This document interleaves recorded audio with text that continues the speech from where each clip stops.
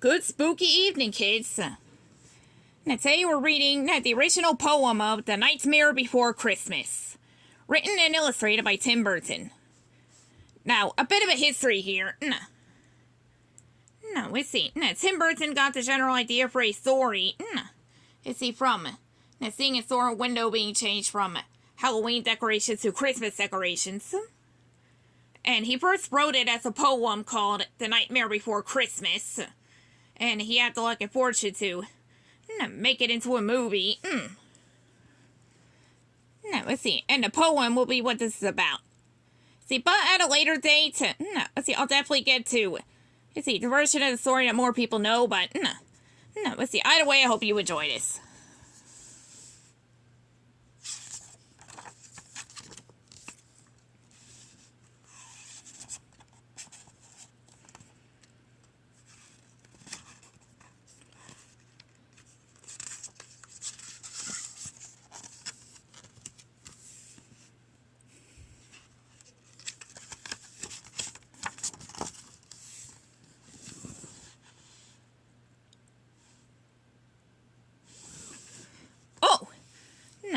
This time by Tim Burton himself.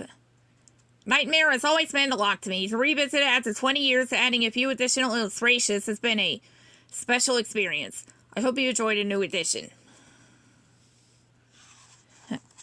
It's the 20th anniversary edition poem, by the way. It was late one fall in Halloween land, and the air had quite a chill. Against the moon, a skeleton sat, alone upon a hill. He was tall and thin, with a bat bow tie. Jack Skellington was his name. He was tired and bored in Halloween land. Everything was always the same.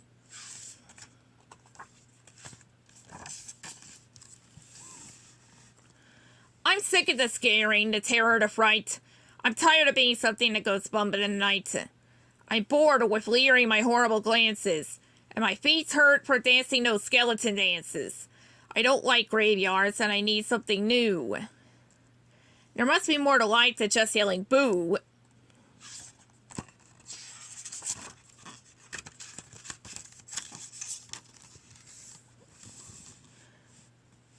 Then out from a grave, with a curl and a twist, came a whimpering, whining, spectral mist. It was a little ghost dog with a faint little bark, and a jack-o'-lantern nose that glowed in the dark. It was Jack's dog, Zero, the best friend he had. But Jack hardly noticed, which made Zero sad.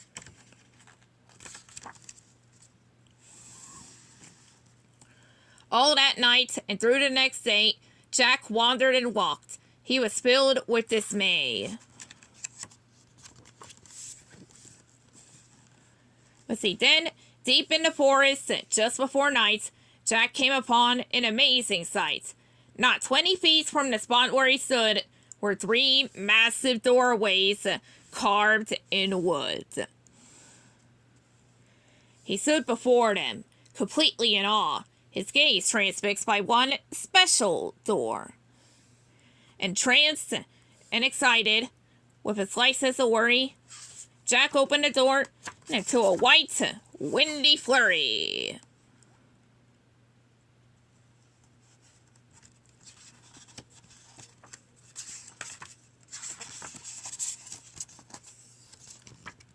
Jack didn't know it, but he'd fallen down in the middle of a place called Christmas Town. Immersed in the lights, Jack was no longer haunted. He had finally found the feeling he wanted. And so that his friends wouldn't think him a liar, he took the present-filled stockings that hung by the fire. He took candy and toys that were stacked on the shelves, and a picture of Santa with all of his elves. He took lights and ornaments and the star from the tree. And from the Christmas Town sign, he took the big letter C. He picked up everything that sparkled or glowed. He even picked up a handful of snow. He grabbed it all, and without being seen, he took it all back to Halloween.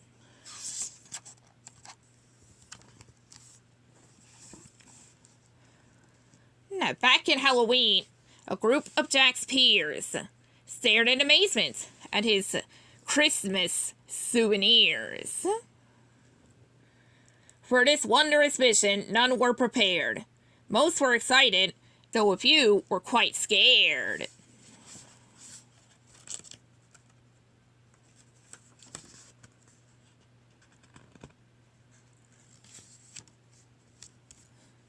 For the next few days, while it lightened and thundered, Jack sat alone and obsessively wondered. Why is it they get to spread laughter and cheer, while we stalk the graveyard spreading panic and fear? Well, I could be Santa, and I could spread cheer.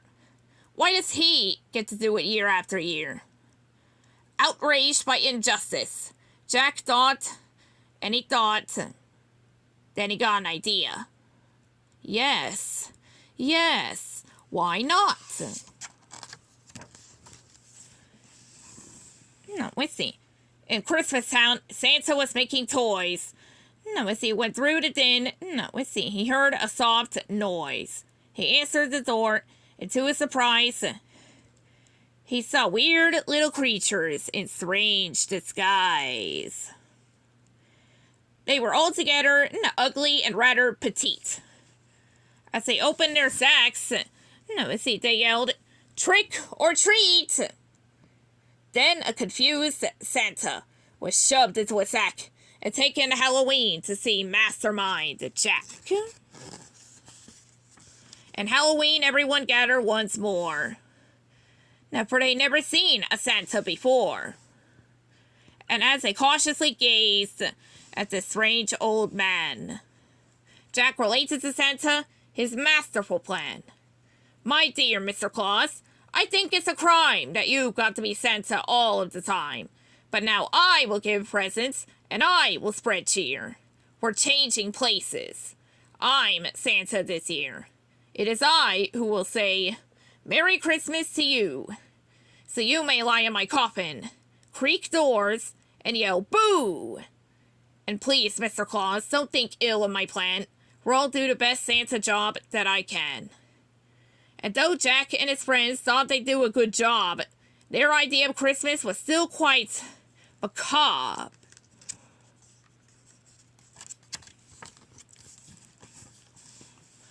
They were packed up and ready on Christmas Eve day, but when Jack hitched his reindeer to his sleek coffin sleigh.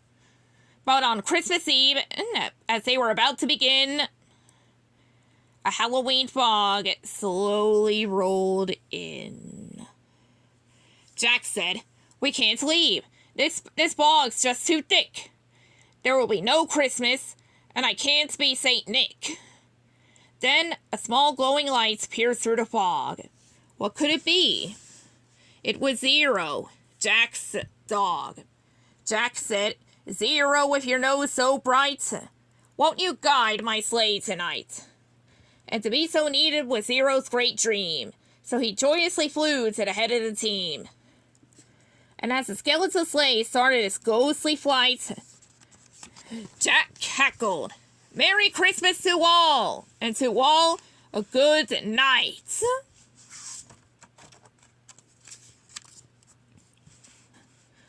"'Twas the nightmare before Christmas, and all through the house, not a creature was peaceful, not even a mouse. The stockies all hung by the chimney with care, when opened that morning, would cause quite a scare. The children, all nestled so snug in their beds, would have nightmares of monsters and skeleton heads. The moon that hung over the new fallen snow cast an eerie pall over the city below, as Santa Claus's laughter now sounded like groans, and the jingling bells like chattering bones. And what to their wondering eyes should appear but a coffin sleigh with skeleton deer, and a skeletal driver so ugly and sick? They knew in a moment, this can't be Saint Nick.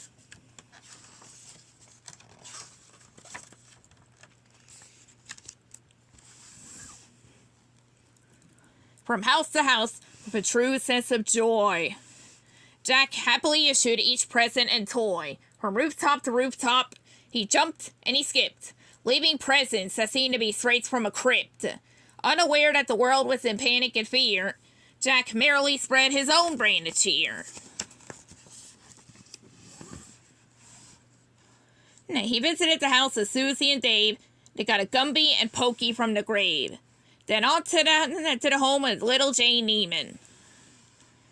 Let's see, she got a baby doll possessed by a demon. A monstrous train, with tentacle tracks. A ghoulish puppet wielding an axe. A man-eating plant disguised as a reef. And a vampire teddy bear with very sharp teeth.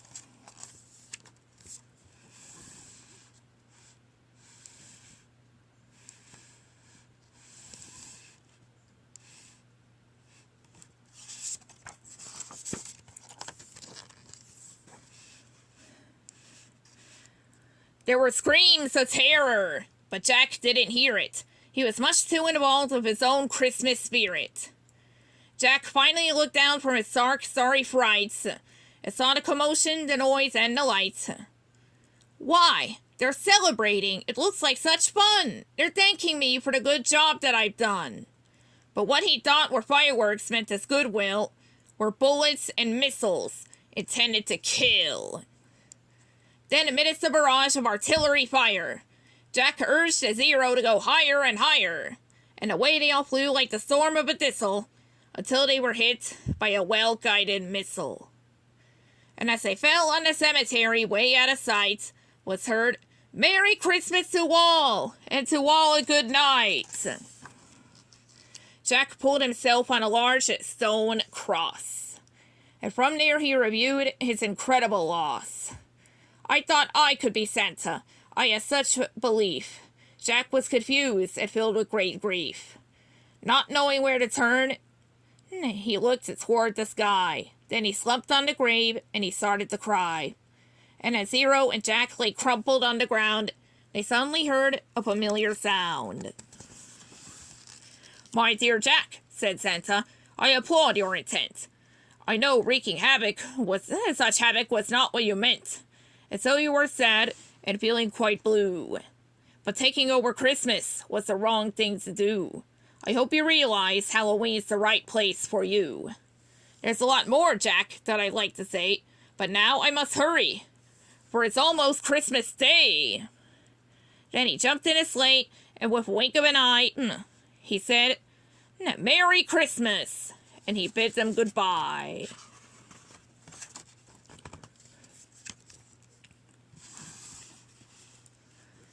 Let's see, back home, Jack was sad. But then, like a dream, Santa brought Christmas to the land of Halloween.